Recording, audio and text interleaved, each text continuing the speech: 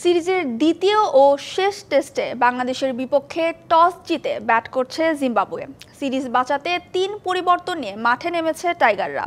টেস্টে অভিষেক করলেন তানজিম হাসান সাকিব। শেষ খবরে জিম্বাবুয়ের সংগ্রহ বিনা উইকেটে ৩৫ রান।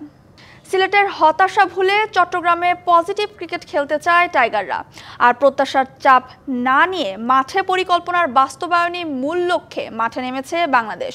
তবে ধীর স্থিরে উইকেটে থিতু হওয়ার চেষ্টা করছে সফরকারীরা। ওপেনিংয়ে ব্যাট করছেন বেন কারেন এবং ব্রায়ান বেনেট।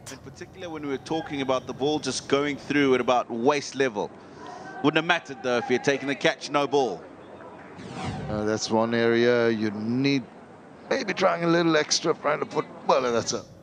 চট্টগ্রামে আছেন সহকর্মী শাহান পাপন, সরাসরি যোগ দেব তার সাথে।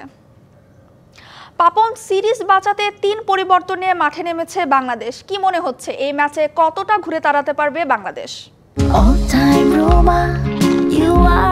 All time Roma, taste it, love it. ধন্যবাদ আপনাকে।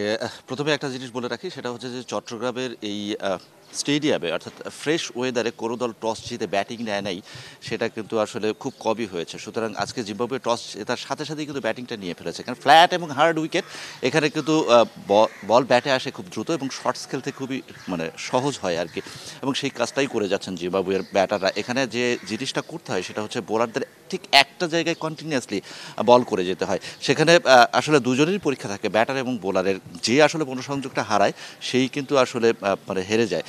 এমন একটা পরিস্থিতি আজকে যে পরিস্থিতিটা দাঁড়িয়েছে, বাংলাদেশের বোলাররা কিন্তু চেষ্টা করছে, যদিও সকালে ময়েশ্চার থাকে উইকেটে, সেটা কাজে লাগিয়ে সুইং করানো হয় বলে। তবে উইকেট এতটাই ফ্ল্যাট, সেখানে আসলে দুজন স্বীকৃত পেসার, আপনি জানেন যে তানজিম সাকিব তিনিও কিন্তু আসলে আজকে যদিও অভিষেক হয়েছে সাদা পোশাকের ক্রিকেটে, তিনি কিন্তু আসলে রঙিন পোশাকের ক্রিকেটে যথেষ্ট ভালো একজন পেসার, তিনি সেটা প্রমাণও করেছেন। এবং আরও একজন হাসান মাহমুদ, তিনিও কিন্তু পরীক্ষিত বোলার পেসার, সেটা আসলে বলার অপেক্ষা রাখে না। কিন্তু এই দুই বোলার চেষ্টা করার পরও কিন্তু ওইভাবে সফলতা আসছে না, কিংবা যতটা সুইং প্রত্যাশা করা যাচ্ছে সেটাও কিন্তু আসছে না। যদিও একটা ক্যাচ ড্রপ হয়েছে, হাফ চান্স আসলে ফুল চান্সে পরিণত করা যায়নি, সেটা করা গেলে হয়তো পরিস্থিতিটা অন্যরকম থাকতো। কিন্তু সকালের ধাক্কাটাই আসলে সবচেয়ে বড় ভাবে প্রত্যাশিত থাকে, যে ময়েশ্চার থাকাকালীন যদি কোনো উইকেট থেকে কোনো ফায়দা নেওয়া যায়, সেটা কিন্তু অ্যাডভান্টেজ হিসেবেই দেখা হয়, কিন্তু সেটা আসলে সম্ভবপর হয়ে ওঠেনি এখনও পর্যন্ত।